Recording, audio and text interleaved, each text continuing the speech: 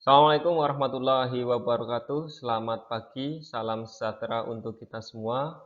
Pada kesempatan hari ini, saya akan sedikit membahas tentang perdagangan bebas mata pelajaran IPS kelas 9 semester 2. Apa itu perdagangan bebas? Jadi perdagangan bebas ini adalah perdagangan bebas merupakan kondisi ketika negara-negara mengurangi tarif atau bahkan menghilangkan tarif barang yang masuk dari atau ke luar negeri. Nah, tujuannya untuk apa? Tujuan daripada pasar bebas ini untuk meningkatkan kegiatan perdagangan. Pasar bebas ditandai dengan kesepakatan dari negara-negara yang ikut serta dalam perjanjian pasar bebas tersebut. Nah, apa macam-macam dari perdagangan bebas ini? Ada sekitar 5 macam perdagangan bebas. Yang pertama adalah Masyarakat Ekonomi ASEAN atau MEA, atau negara-negara yang tergabung di MEA adalah negara-negara ASEAN. MEA merupakan pasar bebas di kawasan Asia Tenggara. Sesuai dengan namanya, negara-negara yang tergabung di MEA adalah negara-negara ASEAN. Dalam MEA, seluruh negara anggota diperbolehkan menjual barang dan jasa ke seluruh anggota tanpa tarif. Nah, selain barang-barang jasa juga termasuk dalam kategori yang dijual di MEA. Oleh karena itu, muncul tenaga kerja profesional di luar negeri. Misalnya dokter, akuntan, pengacara, bahkan guru. Nah, selain itu, MEA memungkinkan negara-negaranya untuk membentuk pasar tunggal, sehingga kompetisi meningkat di antara anggota. Nah, MMA dibentuk pada tahun 2015. Untuk Indonesia, MMA adalah peluang dan tantangan. Nah, MEA ini dianggap sebagai peluang karena dengan adanya MEA, kesempatan bagi produsen dalam negeri untuk memperluas jangkauan pasar semakin besar. Nah, di sisi lain, MEA juga merupakan tantangan karena barang-barang Indonesia masih banyak yang belum mampu bersaing di luar negeri.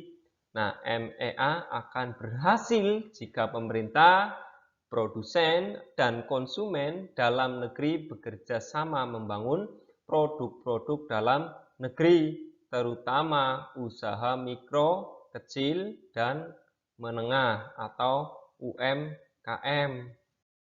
Yang kedua adalah ASEAN Free Trade Area atau disingkat AFTA. Nah, AFTA ini adalah kesepakatan dari negara-negara ASEAN untuk membentuk kawasan perdagangan bebas guna meningkatkan daya saing ekonomi di kawasan region ASEAN.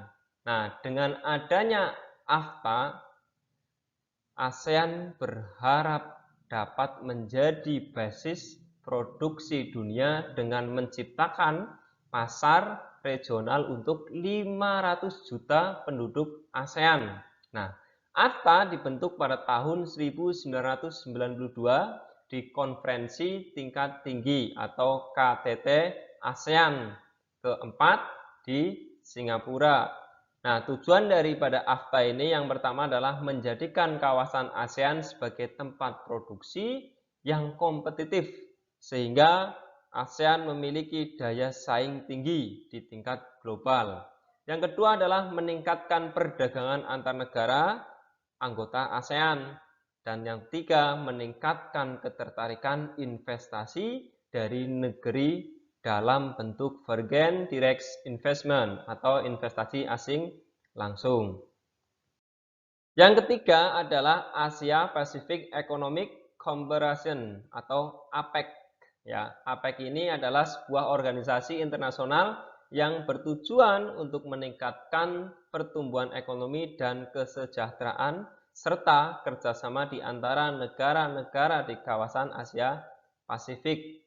Nah, saat ini APEC memiliki 21 anggota dari negara-negara yang terletak di Asia dan Pasifik dan berkantor pusat di Singapura. Nah, APEC ini memiliki beberapa manfaat untuk Indonesia, antara lain untuk meningkatkan hubungan dengan negara-negara anggota APEC dan sarana peningkatan investasi.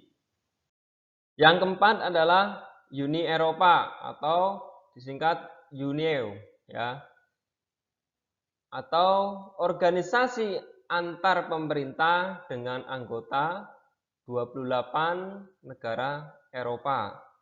Nah, Uni Eropa bukan sebuah negara federal atau organisasi internasional dalam pengertian tradisional, tetapi sebuah badan otonom di antara keduanya.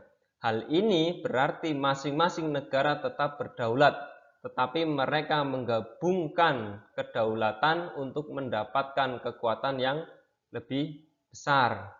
Nah, manfaat terbesar yang didapat anggota dengan dibentuknya Uni Eropa adalah menghilangkan hambatan keluar masuk barang dari negara anggota, sehingga meningkatkan perekonomian di antara anggotanya. Yang kelima adalah World Trade Organization atau WTO, atau Organisasi Perdagangan Internasional yang mengatur perdagangan antar negara di dunia. Nah, organisasi WTO memiliki kedudukan yang independen dan terlepas dari badan khusus. Badan khusus apa? Badan khusus PBB. Nah, pembentukan WTO berawal dari perundingan putaran Uruguay pada tahun 1986 sampai sekitar 1994. Nah, dalam perundingan ini disepakati bahwa peran dan fungsi GATT atau digantikan oleh sebuah organisasi yang bernama World Trade Organization atau WTO. WTO secara resmi mulai beroperasi pada tanggal 1 Januari 1995. Pada awal terbentuk, WTO memiliki 154 negara anggota. Nah, pada tahun 2020, anggota WTO berkembang hingga mencapai 164 negara di seluruh dunia. Nah, itu saja yang dapat saya sampaikan. Semoga bermanfaat. Semoga kalian menjadi orang yang sukses. Terima kasih. Assalamualaikum warahmatullahi wabarakatuh.